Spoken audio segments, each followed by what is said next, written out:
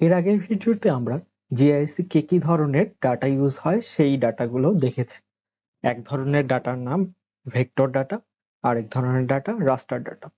আমরা মূলত এই কোর্সে ভেক্টর ডাটা নিয়ে কাজ করব।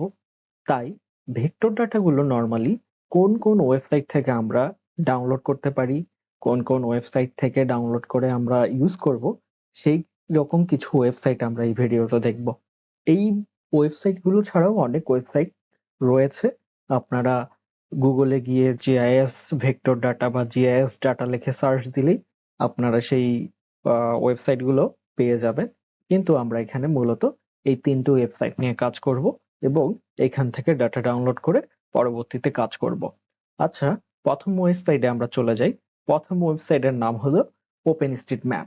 ওপেনস্ট্রিটম্যাপে আমরা এখানে লক্ষ্য করতে পারছি যে আপনারা যদি openstreetmap.com openstreetmap.org এই ওয়েবসাইটে যাওয়ার পরে এখানে লগ ইন এবং সাইন আপের অপশন আসবে। লগ ইন সাইন আপ করে নিতে পারেন, অথবা আপনি কোনো যদি জায়গার ডাটা ডাউনলোড করতে চান তাহলে সেই জায়গার নাম এখানে সার্চ বক্সে সার্চ দিতে পারেন। যেমন আমি রাজশাহী ইউনিভার্সিটির ডাটা ডাউনলোড করতে চাই ওপেনস্ট্রিটম্যাপ থেকে, তাহলে রাজশাহী ইউনিভার্সিটি সার্চ দিলে এখানে রাজশাহী ইউনিভার্সিটি চলে আসবে।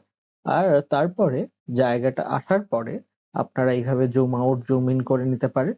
জুম ইন করার পরে এখানে এক্সপোর্টে ক্লিক করবেন। এক্সপোর্টে ক্লিক করার পরে এখানে এরকম একটা অপশন আসবে, দেন নিচে এক্সপোর্ট লেখা থাকবে। এই এক্সপোর্টে ক্লিক করলে আপনার ডাটা ডাউনলোড হওয়া শুরু করবে। এই যে এখানে দেখা পাচ্ছেন আমার ডাটা ডাউনলোড হয়ে যাচ্ছে। ওকে, তারপরে পরবর্তীতে আমরা যেই ওয়েবসাইটটি দেখলাম সেই ওয়েবসাইটের নাম হলো geofabric.com।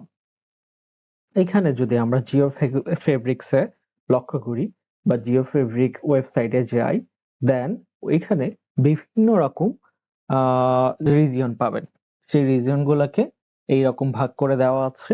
এখানকার যে রিজিয়ন নিয়ে আপনারা কাজ করতে চান সেই রিজিয়ন নিয়ে সিলেক্ট করবেন। যেমন আমরা এশিয়াকে নিয়ে কাজ করতে চাই, তাই এশিয়া সিলেক্ট করলাম। এর পরবর্তীতে এশিয়ার বিভিন্ন দেশ এখানে দেওয়া আছে। আপনার যেই দেশের ডাটা প্রয়োজন হবে সেইখানে ক্লিক করবেন। আমরা যেমন বাংলাদেশে ক্লিক করলাম। বাংলাদেশে ক্লিক করার পরে আপনারা দুই ধরনের ডাটা এখানে দেখতে পাবেন। এক ধরনের ডাটার নাম হচ্ছে পিবিএফ এন্ড আরেক ধরনের ডাটা শেপ ফাইল বা এসএইচপি।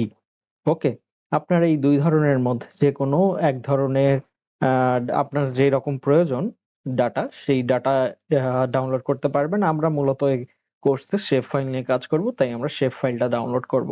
আমার যেহেতু ডাউনলোড করা আছে তাই আমি আর ডাউনলোড করব না। ওকে, আমাদের পরবর্তী যেই অপশন ছিল যে এখানে যেমন এই যে ক্লিক করার পরে ডাউনলোড করার অপশন চলে আসছে, কিন্তু আমি ডাউনলোড করব না, আমার অলরেডি এই ডাটা ডাউনলোড করা আছে। আপনারা এইভাবে ডাউনলোড করে নিতে পারবেন।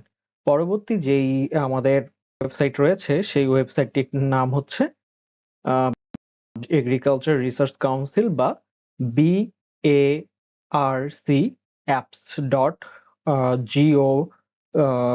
BARC.gov.bd। ওকে, এই ওয়েবসাইটে যাওয়ার পরে আপনারা এইরকম একটা ইন্টারফেস দেখতে পাবেন। এখানে আপনার সবার প্রথমে যদি সাইন আপ না করা থাকে তো সাইন আপ করতে হবে। এখানে এই ইনফরমেশন গুলো দিলে নর্মালি আপনি সাইন আপ করতে পারবেন। এটা খুব বড় কোনো বিষয় না। এখানে সাইন আপের জন্য আমি যদি হচ্ছে আমার যে ইমেলে সেভ করা রয়েছে সেই ইমেলটা যদি দিয়ে দেই তাহলে আমরা সেখানে লগ ইন করতে পারবো। হ্যাঁ, এখানে আসার পরে এই যে এই জায়গায় শেপ ফাইল নামে আপনার অপশন পাবেন। তো শেপ ফাইলে ক্লিক করলে এখানে যতগুলো ধরনের ডাটা রয়েছে এখান থেকে আমরা যে কোনো ধরনের ডাটা শেপ ফাইল আকারে ডাউনলোড করতে পারবো। ওকে, ডিস্ট্রিক্টে গিয়ে বাংলাদেশের ডিস্ট্রিক্ট ডাটা, উপজেলায় গিয়ে উপজেলার ডাটা, ইউনিয়ন গিয়ে ইউনিয়নের ডাটা, মেজর রিভারের ডাটা, রিভার ফরেস্ট, সুন্দরবন, এইরকম ডাটাগুলো আমরা ডাউনলোড করতে পারবো এই ওয়েবসাইটের মাধ্যমে।